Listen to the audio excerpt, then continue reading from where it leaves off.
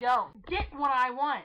I don't get what I want because I'm the one person in this entire show universe that doesn't want someone to get shafted for someone else's enjoyment. I don't want him to get I shafted. want all the I would just characters- like a little equality. That's what I want. I want equality. That's what I want. They won't give us that. There's no equality in any way. There's no happiness. And you know what? I want equality. I love them all. I wish no harm to them all. I don't want any of them to be evil. I don't want any of them to go dark side. I just want them to all sit around and eat pie and be happy. That doesn't happen. Doesn't happen. We also get the return of Tessa in season 4, which was so cool. I love her. She's like my favorite chick on the show. That was really cool because that was like 2 years later, and they got the same actress. They are really good about getting the same actors back. I'll come back in a second. We also get introduced to Chuck this season. The Prophet Chuck. He cracks me up. He's hilarious. Yeah, that episode, the monster at the end of this book, where that's what really started the show getting very, very meta, you know, with the fangirls, the Dean/Sam fans. I believe the fan that they actually reference is a real person, like online. Yeah, I think so. Yeah. There's a lot of cuckoo for Cocoa Puffs out there, people. The one bad thing I don't like about season 4 and 5, and really 6, God, this went on forever, is it really divided Sam and Dean, you know? And the relationship got really strained and kind of uncomfortable to watch, you know? Maybe that's why a lot of people, like, flocked to Cass, because the main romance wasn't doing so good, you know? Maybe. See, that's why it made me resent Cass, because I like Cass as much as the next person. I really do, except this crazy mofo behind me. She, that, you know, can pretty much, you know, shank whoever he wants, and she'd still be like, you're beautiful, you complete me. He is beautiful. And no matter what they say. This is what I'm saying. It's always got to be about Sam and Dean. And I know the show will always be, like, I know the show is like, oh, well, it still is always about Sam and Dean and the main characters. But I like their relationship. I don't mean anything funky about it. No, I like them being brothers. I like them being brothers. Brothers. No incest. Just brothers. But I always like that relationship. It's probably my favorite relationship ever on TV. I always liked that. And once it got to season 4 and season 5, it was like, oh, Dean's like, oh, you're my friend, you understand. Why can't, and then it's like, no, you're brothers. You rely on each other. It always has to be you. I hate the episodes where they're apart. And they're like, I'm splitting ways. I didn't like it in the first season. And I didn't like it now. I never like it. I never think it's necessary. I always don't like those episodes because I don't like them apart. It upsets me. I wouldn't have minded the rift so bad, and this is the one advantage I feel season 4 has over season 5. Even though I personally like season 5 better, it really failed for me paying off season 4 in one big way. I didn't feel they adequately fixed the rift, you know? Was season 4 not only had an amazing arc that you could watch and be like, wow, that's intense. They had awesome standalone episodes. They had tons of episodes that you could just sit and watch and enjoy, and then you're like, hey, I want to, like, there's just a bunch of episodes you can watch. There's stuff that has to do with the overall storyline. It's awesome. It's big. But then there was, like, episodes you watched. Like, there was Yellow Fever. Yellow Fever's brilliant. After School Special.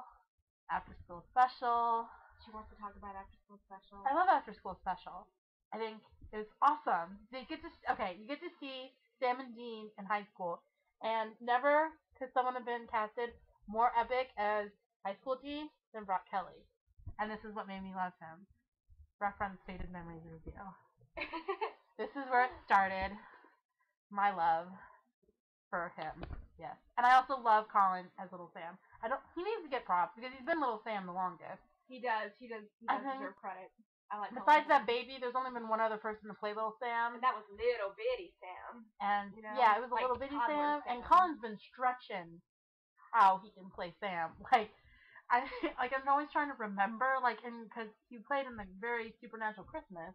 Yeah, that was him. But you still had Little Dean. Who was the same from season 1. Yes. Yes. Yes, he was. And that's what I'm saying. They've been stretching Colin out for a while.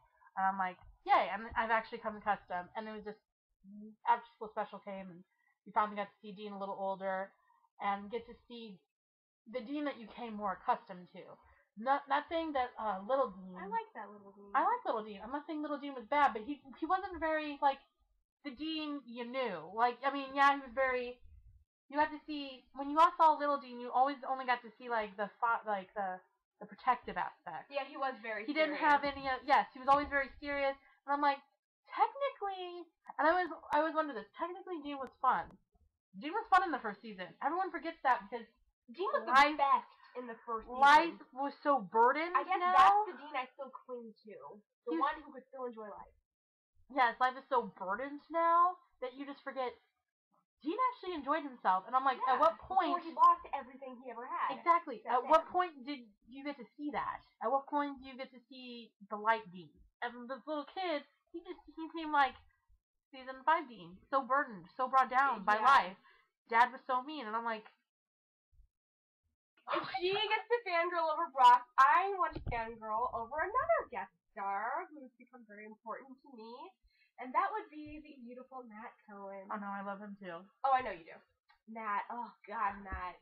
Probably love you. Honestly, it Let was us count the ways. It was the season 5 episode, the scene where he's Michael, that cemented it for me. Whew!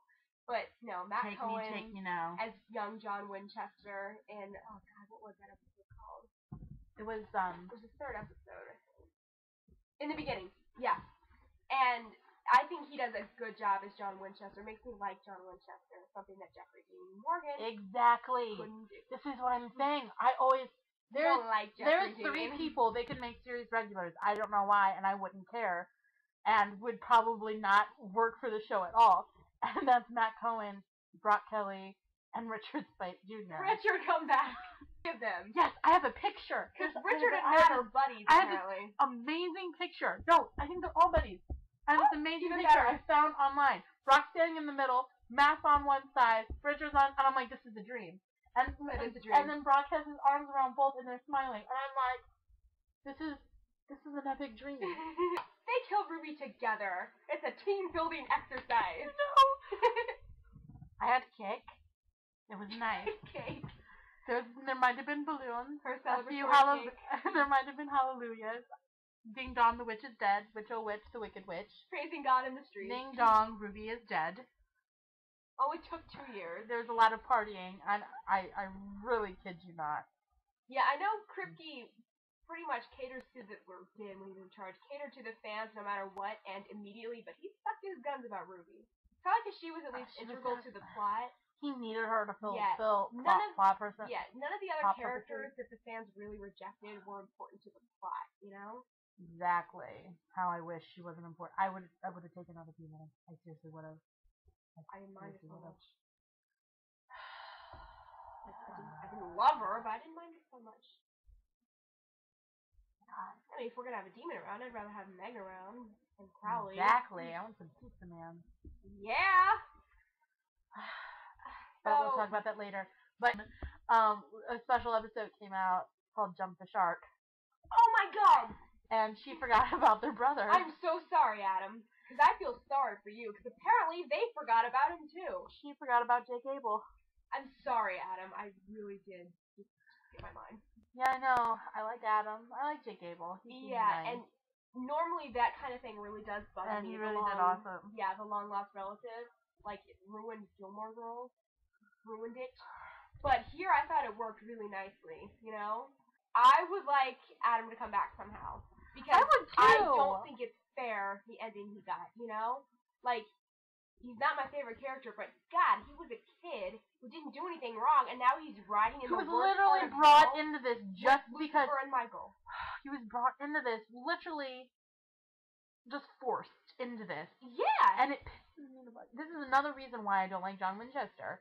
Like, seriously? And this is another thing I don't get. It was all about Mary, but at some point, he sure had sex with some woman and fathered another kid that he never told his other kids about. It just shows how little he thinks of his own 2 sons that he shoved in hotel rooms. And left them there. How little he thinks of this woman that he just had a kid with. How little he thinks of the kid. And, you know, the good name that he's smudging with Mary. Metamorphosis It's the big one. Oh, I was gonna say, what? Do you love that or something? No, I don't. And I know what they were trying to do with it. It was boring. And it was boring. I didn't care. Yeah. Anyway, Chris Angel's a douchebag is boring, Yes, it which is. depressed me because I really love Barry Bostwick. We got stuck in that one. Those are probably the only 2 episodes I don't like. I'm not a fan of When the Levee Breaks. It just breaks my heart. Oh, and Sex and Violence. That really hurts. Like, even as someone who's not that into the Sam and Dean relationship, that just hurts. Oh, yes, but in Sex and Violence. I love this. And any of you Trubies out there, the guy that plays it is Hoyt. Oh! And I love Hoyt. He's my favorite character on True Blood. Oh, and It's Which a Terrible Life. Such an opposite look. I like It's a Terrible Life. I don't. I hate the episodes where we gotta start all over again. And, oh my god, this stuff is real? I don't believe it. Oh my god. I don't mind this one. I got his point. He liked Zacharias, one of his plans. Yeah, but he was... So, yeah, that's pretty much season 4. It was epic. It really was. It was so many levels. Was the best plotted arc. Like, season 1 and 2, the Yellow-Eyed Demons, I don't think that was done as well as this. And Kripke really managed to tie all of this together. A beautiful arc. I mean, give you some great standalone episodes. A hilarious episode of Yellow Fever. And, Wishful Thinking with the teddy bear. Yes, the depressed teddy bear. Like, that's what I'm saying. You just get some amazing, funny episodes. Monster Movie was awesome. But I have fun. Exactly, but I have fun. And you get to give a homage to the great classics because I love horror movies in all shapes and forms. I think that might have been the one where you kind of knew Misha was sticking around for a while. Because it's all Misha in that episode. It's not Castiel, it's his vessel, Jimmy, who I'm not a huge fan of, but it's still all Misha. Yes, that's what I'm saying. That was the one time where I was following somebody else that I actually cared. Yeah, and that's the one episode where Castiel was played by somebody else. Briefly by the girl who played his daughter. Yeah, season 4. Good times. Amazingly epic. I love them all. Castiel.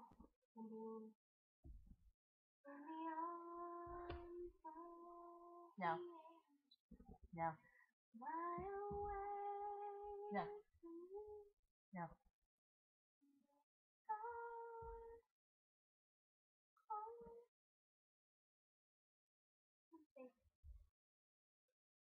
Goodbye.